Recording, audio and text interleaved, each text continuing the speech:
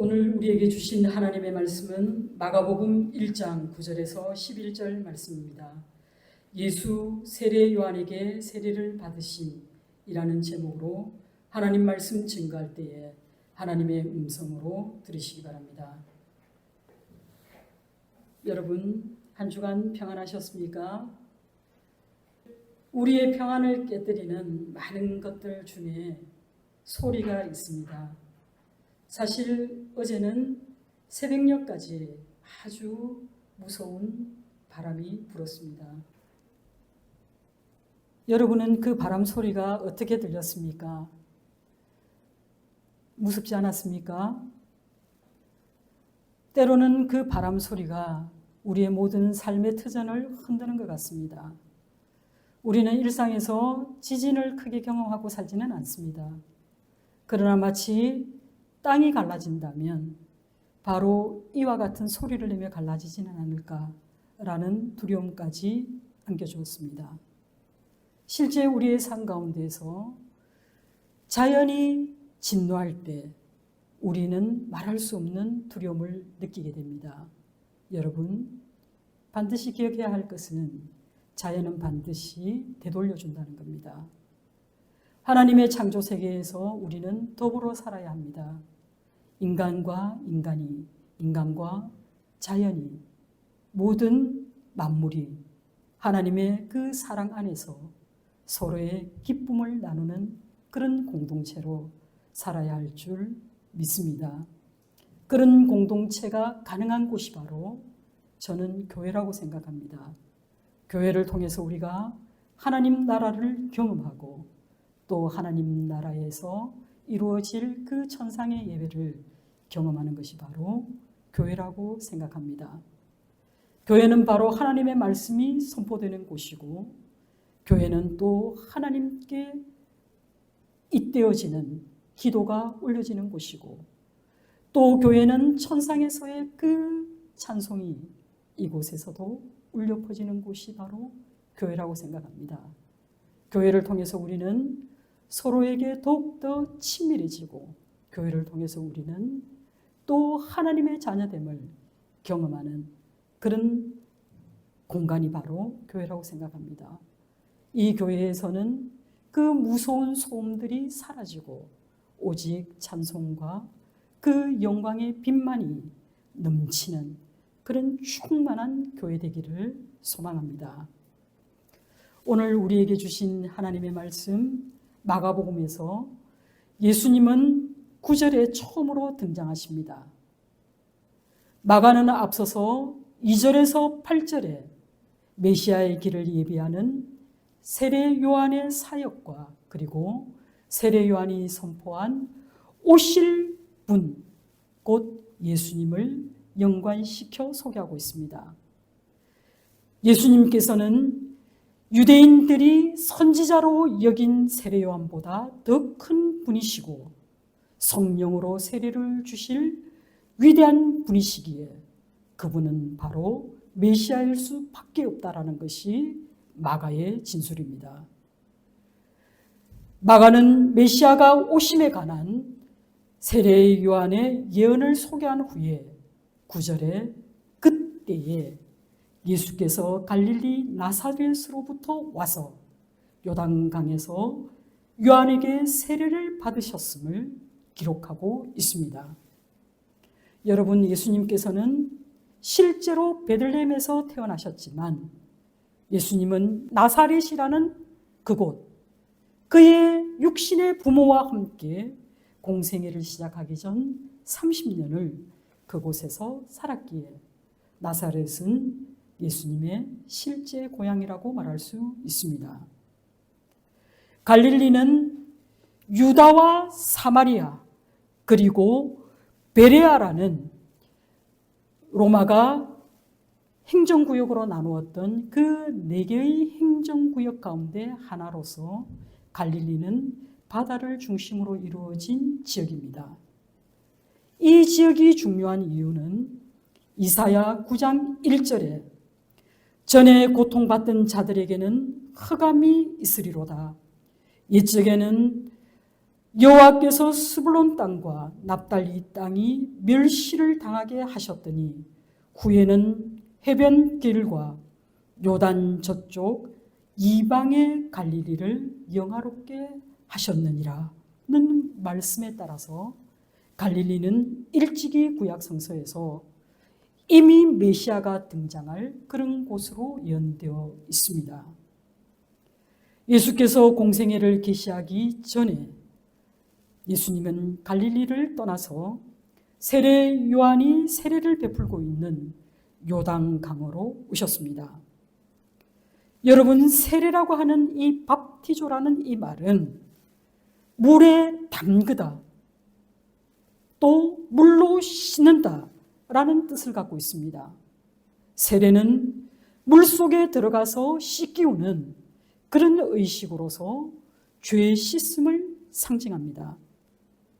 따라서 물세례라고 하는 것은 자신의 과거의 그런 죄악과 허물을 씻고 하나님 앞에서 새로운 피조물로 또 태어나는 것을 의미하는데요. 이것은 참회에 대한 외적이고 공적인 그런 신앙 고백인 것입니다. 그런데 여러분, 세례 요한의 물세례와 예수님의 성령 세례를 구별해야 할 것은 말 그대로 세례 요한의 세례는 제사함을 받게 하는 회개의 세례라는 것입니다. 내가 죄를 깨닫고 이 죄를 씻기 위해 받는 세례가 바로 물세례라면 우리 주님의 세례는 바로 죄를 사해 주시는 그런 세례라는 사실입니다. 이 본문에서 우리는 좀 의아하지 않습니까? 우리 주님께서 왜 물세례를 받기 위해서 이곳에 오셨을까요? 그렇다면 예수님도 우리들처럼 그분도 무슨 죄가 있었다는 말입니까? 전혀 그렇지 않습니다. 고린도후서 5장 21절에 보면 주님은 죄를 알지도 못하신 분이시다 라고 바울은 얘기합니다. 그리고 히브리서 기자는 히브리서 4장 15절에 주님은 모든 일에 우리와 한결같이 시험을 받은 자로 돼 죄는 없으시다 라고 증언하고 있습니다. 이처럼 무죄한 예수님께서 세례를 베푼 요한에게 다가왔을 때 마가는 기록하고 있지 않지만 마태복음에 의하면 세례 요한은 예수께서 자기에게 세례를 받기 위해 나오시는 것을 극구 만류합니다. 그러면서 요한은 뭐라고 얘기합니까? 내가 당신에게 세례를 받아야 할 터인데 당신이 내게로 오시나이까? 라고 말을 하는 것을 통해서 세례 요한은 이미 예수가 하나님의 어린 양인 것을 알았다는 것입니다. 그리고 이분은 무죄한 분이심을 이미 알고 있었다는 것을 증언하고 있습니다. 성령으로 세례를 주실 분으로 계시된 우리 주 예수께서 자신은 아무런 죄가 없으심에도 불구하고 죄인이 받는 그 세례를 자청하여 받기 위하여 오늘 요한에게 오셨습니다. 이것은 우리가 보기에는 모순으로 보이지만 여기에 예수 그리스도의 신비가 담겨 있습니다. 예수님은 모든 사람에게 성령으로 세례를 베풀어 주실 영광의 하나님이실 뿐만 아니라 모든 죄인된 인간과 동일시 하심으로써 세례를 받으신 성육신하신 겸손한 인간의 모습으로 이 땅에 오셨다는 것입니다. 예수께서 죄인과 같이 되시려 하셨던 이유는 바로 그가 모든 의를 이루기 위함입니다. 여기서의 모든 의는 바로 인류를 구속하기 위한 하나님의 그 구원의 계획과 목적을 이루기 위한 것입니다.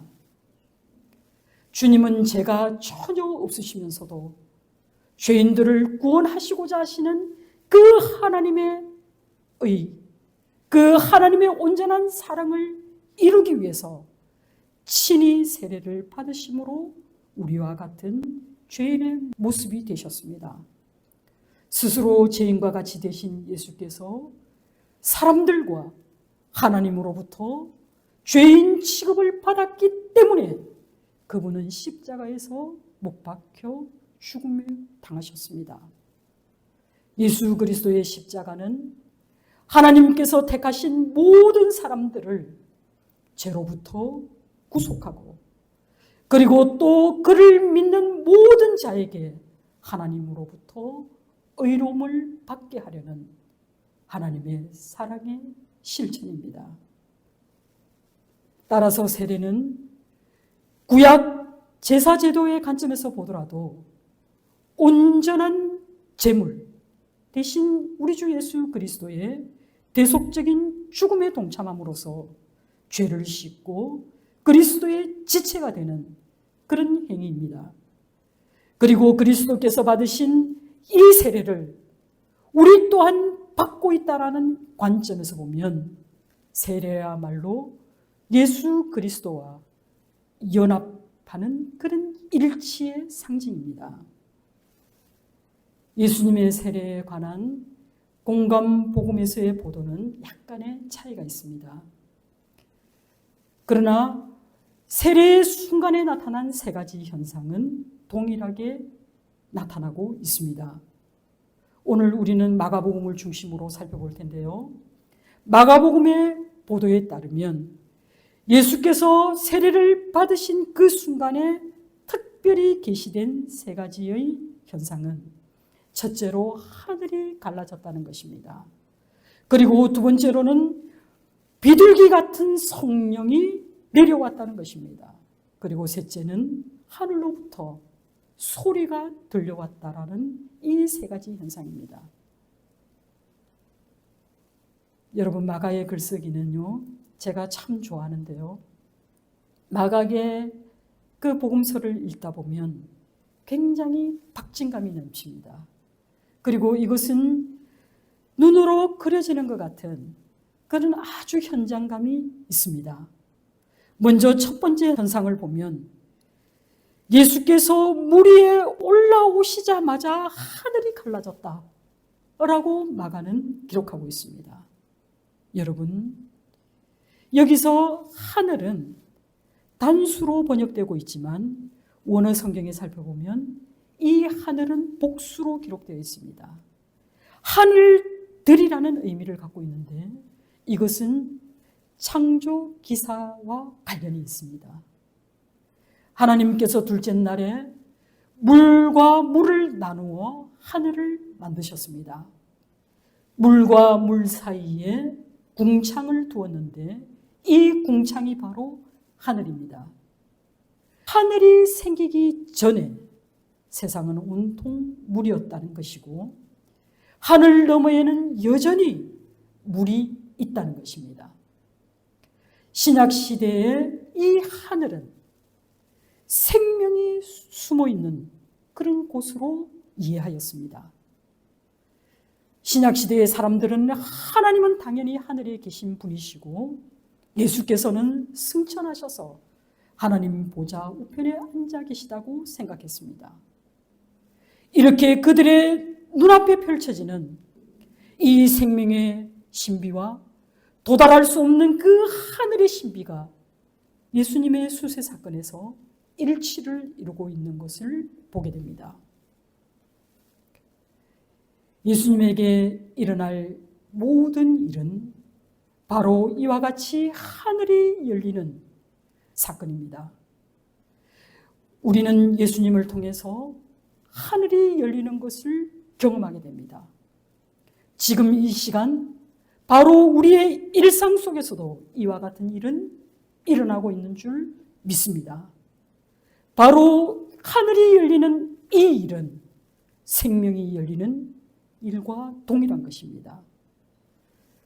성경에서 하늘이 갈라지는 현상은 주로 하나님의 특별한 계시를 나타내기 위한 묵시적인 표현입니다.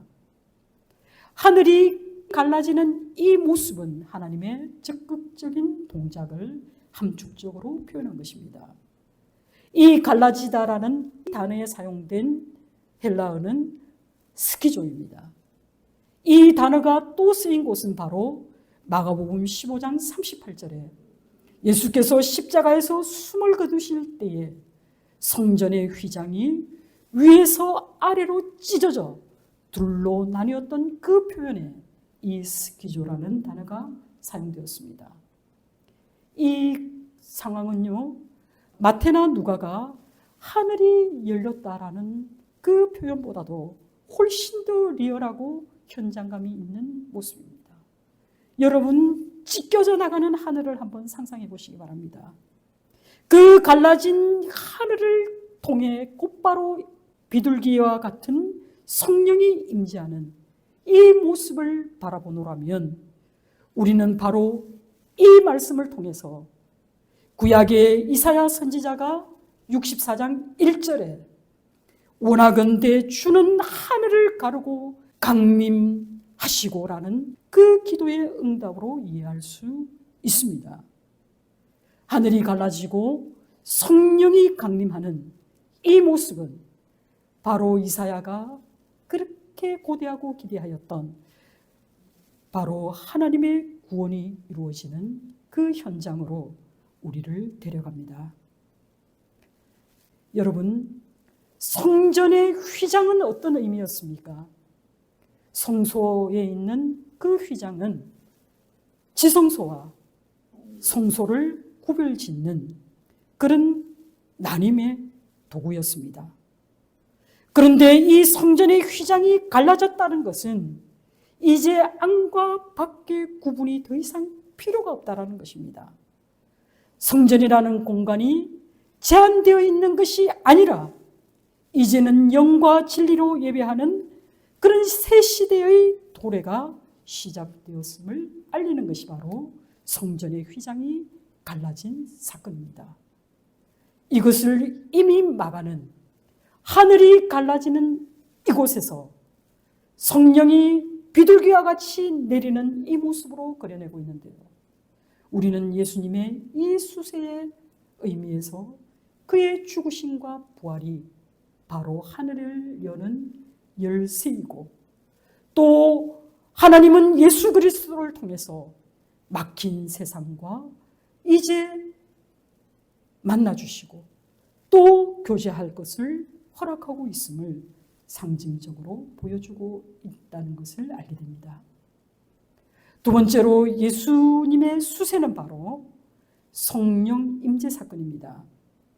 이 사건은 단지 성령이 임재했다라는 사실에 머무는 것이 아니라 예수님과 성령이 일치한다는 사실까지 담아내고 있습니다. 예수님께서 성령이 비둘기같이 자기에게 임하는 것을 보셨습니다.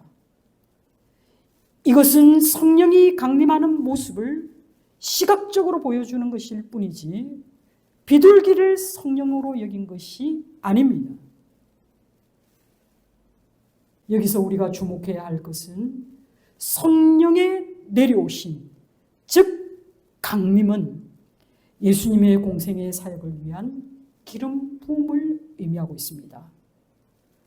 그리고 또 우리가 여기서 발견할 수 있는 것은 성령 강림에 관한 마가의 묘사가 마태나 누가가 설명하고 있는 것과는 차이를 보이고 있다는 사실입니다. 마가는 마태복음이나 누가복음이 성령이 그 위에 임했다라는 표현과는 달리 마가는 예수께서 성령을 취한 것이 아니라 성령이 예수를 취한 것으로 묘사하고 있다는 놀라운 사실입니다. 이것은 성령 강림 이후에 이루어질 예수님의 모든 사역은 바로 성령으로 하시는 사역이라는 것을 우리에게 알려주고 있는 것입니다. 물 아래에 깊이 잠겼다가 수면 위를 오르시자마자 하늘에서는 성령이 비둘기와 같이 내려옵니다. 성령이 예수님 안으로 들어오심으로써 예수님과 성령은 합일이 됩니다. 이 놀라운 광경을 마가는 예수님의 사역이 곧 성령의 사역이라고 우리에게 증가하고 있는 것입니다. 사랑하는 성도 여러분, 예수께서 물세례와 더불어 성령 세례도 받으심으로 완전한 세례의 모범을 보여주셨습니다.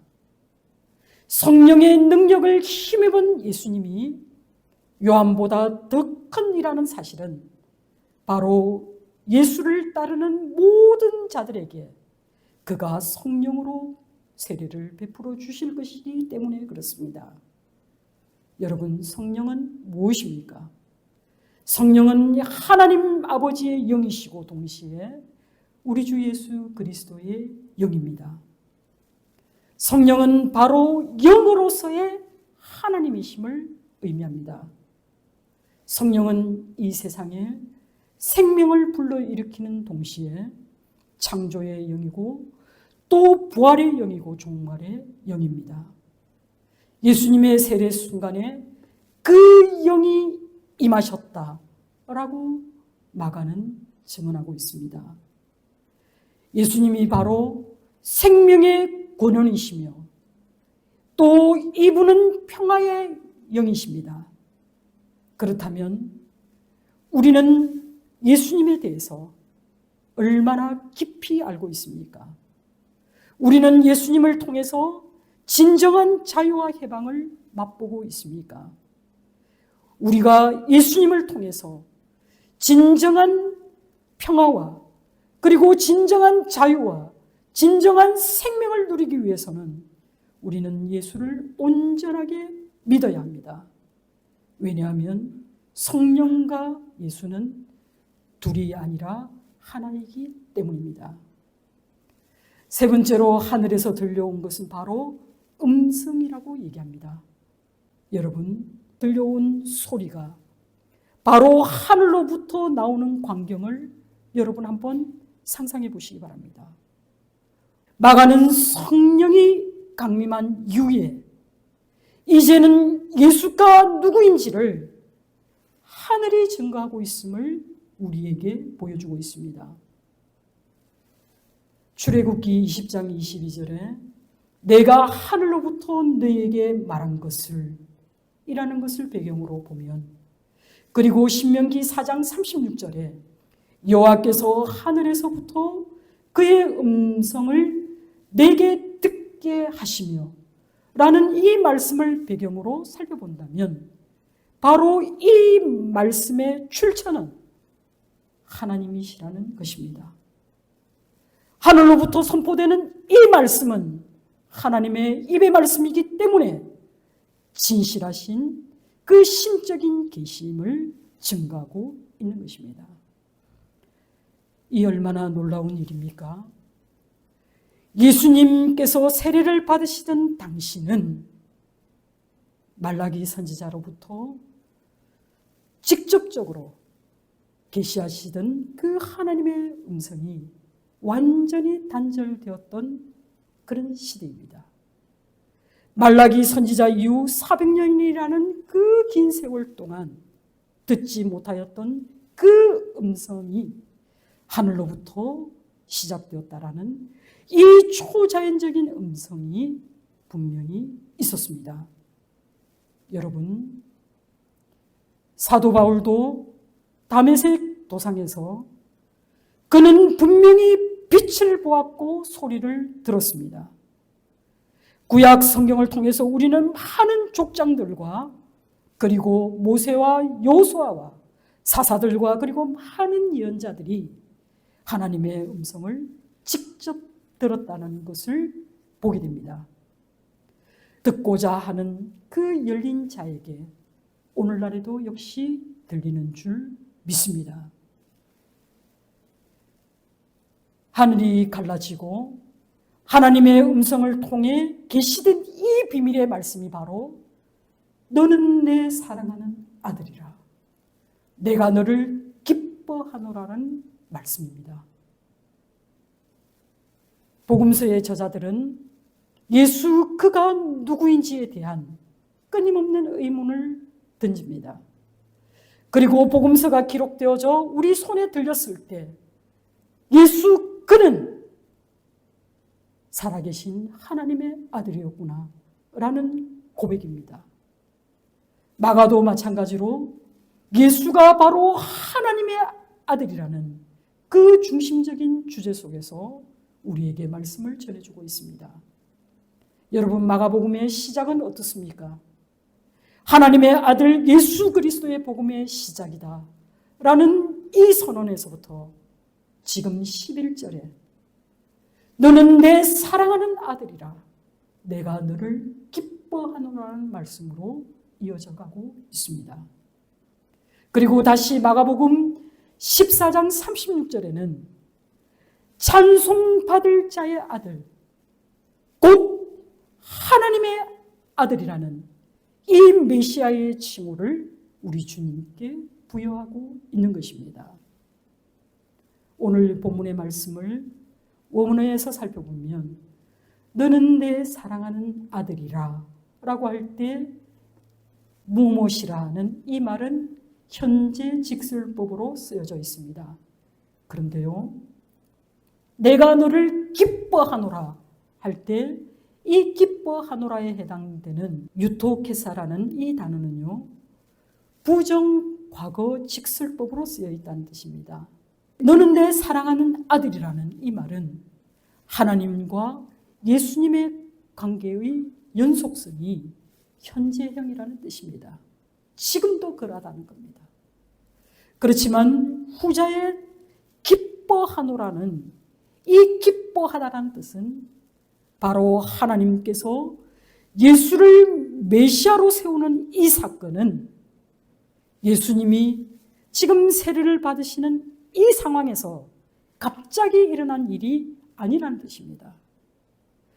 이 일은 이미 오래전부터 하나님께서 계획하셨고, 그리고 이미 이 일은 아담과 하가 죄를 범하였던 그 에덴에서 이미 확정되었던 사실이고, 그리고 세례 요한의 이 세례는 그 사실을 확인하는 공적 절차에 지나지 않는다는 것입니다.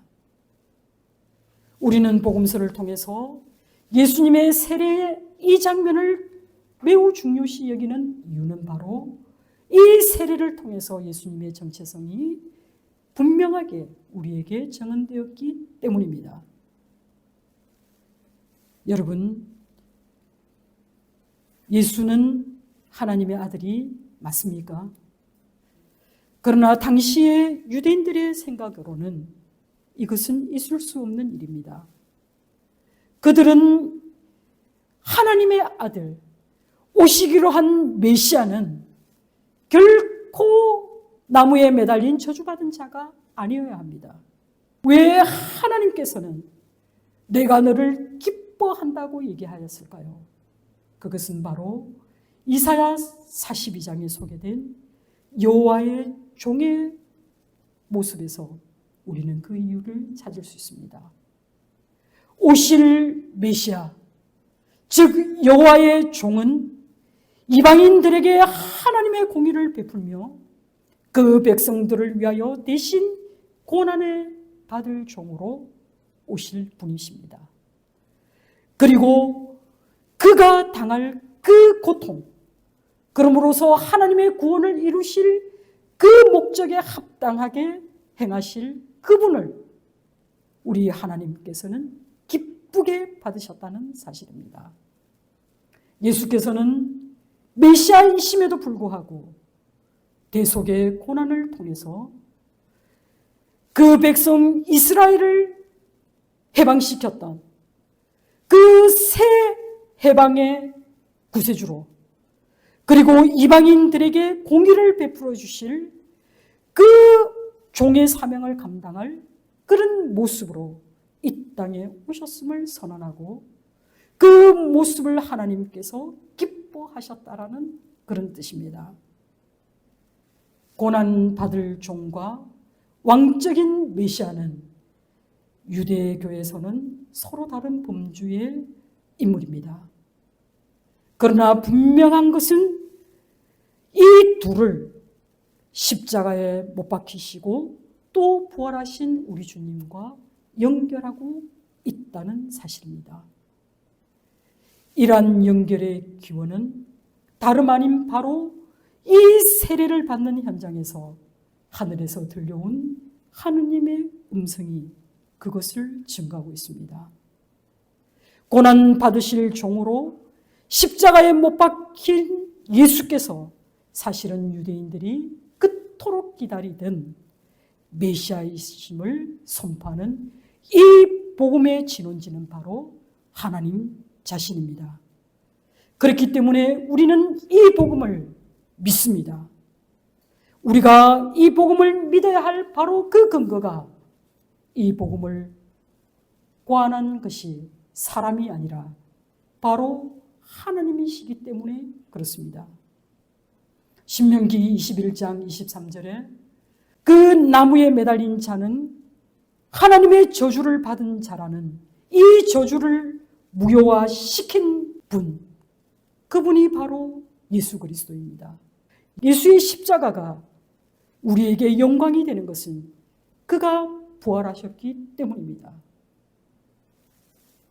이와 마찬가지로 예수께서 요한에게 세례를 받으실 때에 하늘에서 들려오는 이 음성이 없었다면 우리는 예수가 그리스도라는 것을 인정하기 어려울 것입니다. 그리고 예수께서 왜 고난받는 종의 사명을 다하기 위해 십자가의 길로 나가셨는지 이해할 수 없을 것입니다. 여러분, 이 음성은 실제로 역사 속에서 들려왔던 하나님의 음성입니다. 그리고 십자가에 못 박힌 예수를 하나님께서 메시아로 선포하셨기에 바로 오늘 이 현장은 복음의 기원이 되는 것입니다. 이 계시의 말씀이야말로 복음의 기원이고 우리 주님의 정체성을 드러내는 그런 하나님의 말씀입니다. 사랑하는 성도 여러분, 마가는 그의 복음서에서 예수를 고난 받으시는 종으로 묘사하고 있습니다. 그는 하나님의 아들이시면서 또 그분이 하나님 되시면서도 그는 종의 모습을 취하기를 거절하지 않으셨습니다. 그리고 그분은 우리를 위해서 자신의 목숨을 버리시고 그리고 또 우리를 위해서 부활하신 주님이십니다. 우리는 그리스도의 십자가 사랑에 의해서 하나님의 자녀가 되었습니다. 갈라디아서 3장 26절과 27절에 너희 중에 많은 사람이 그리스도로 말미암아 세례를 받음으로 그리스도로 옷을 입었다라고 말씀하고 있습니다.